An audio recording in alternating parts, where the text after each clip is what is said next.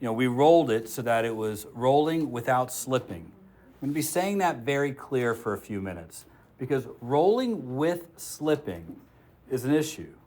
And having to deal with the difference between rolling without slipping and rolling with slipping is going to be a problem. That's actually a difficult problem to calculate, how something transitions from sliding to rolling. But our wheel was rolling without slipping and ended up almost like this. And we know that through the course of it doing so, it made 1.5 rotations or so.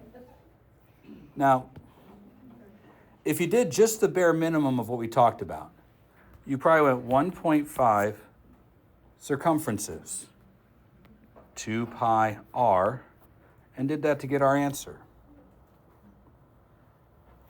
So the associative property of algebra allows me to group these in any order I'd like since they're all being multiplied together, correct? So I'm going to group them like this. Now, if you didn't figure this out yet, let me help you. 1.5 was in rotations. 2 pi is clearly the way you convert from rotations to radians. In fact, if I was to write this out, 1.5 rotations, the 2 pi unit converter that would convert 1 rotation into radians. You see that okay? Yes. But more importantly, all of this represents delta theta, how much the wheel turned.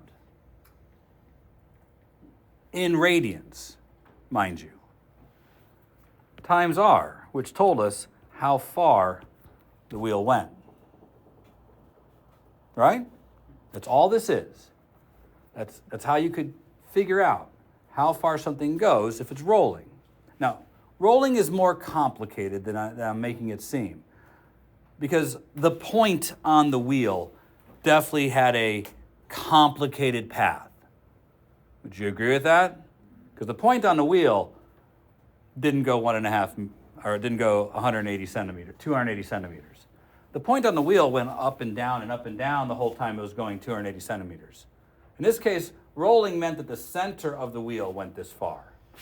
But the point on the wheel did something more complicated than that. So I don't want to get too bogged down in this.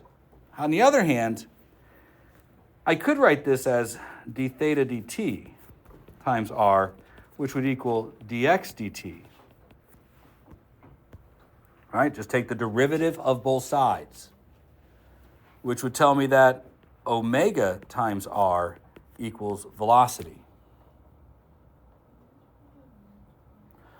And I could take the derivative again of both sides with respect to t and get alpha times r equals a.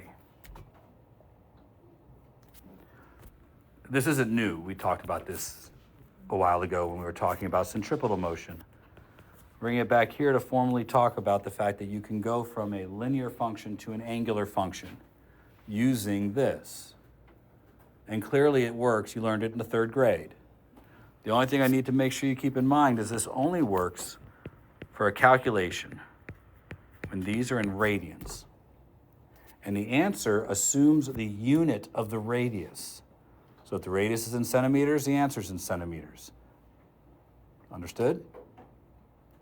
That's probably worth writing down somewhere, as I don't think it's on your equation sheet, but you're going to need to be able to use it. All right? Let's think about something similar. Let's take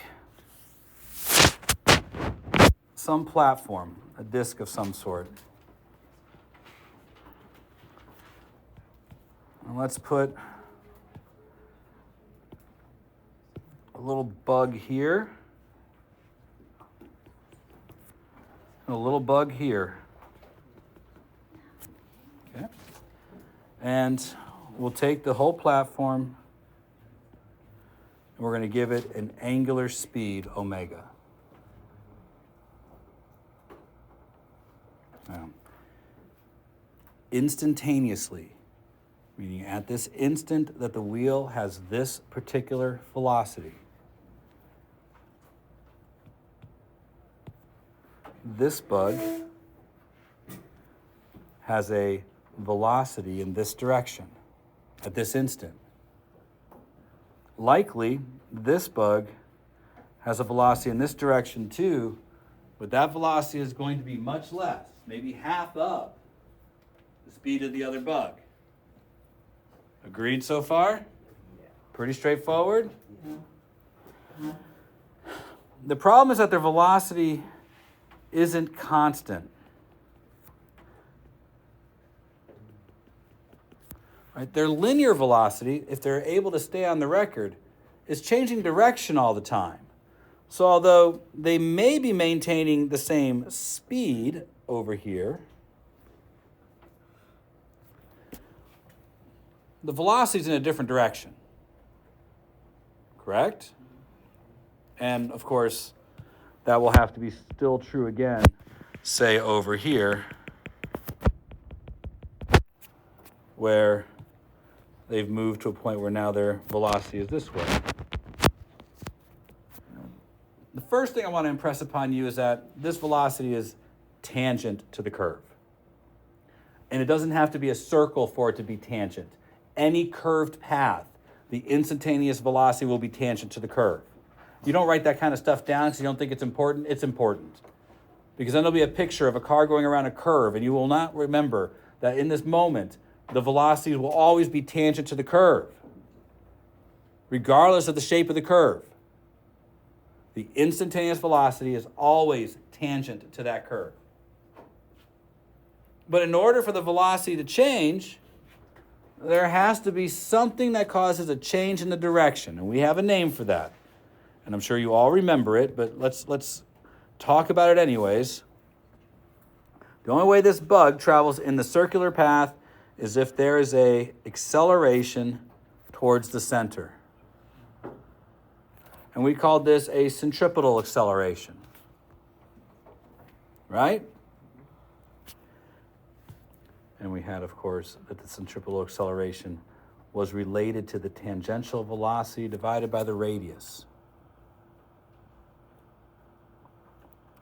And this is how I know we talked about this. Since omega times r equals the tangential velocity, this can also be written as omega squared times r.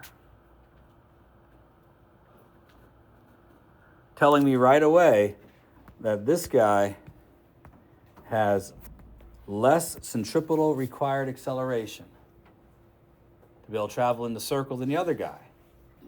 They both have the same angular speed, but one has half the radius. So it'll take half the acceleration. And if they're of the same mass, they'll take half the force. Remember, acceleration and force directly related. But what if omega were not constant? What if omega was slowing down, becoming zero? If omega is slowing down and becoming zero, you understand that means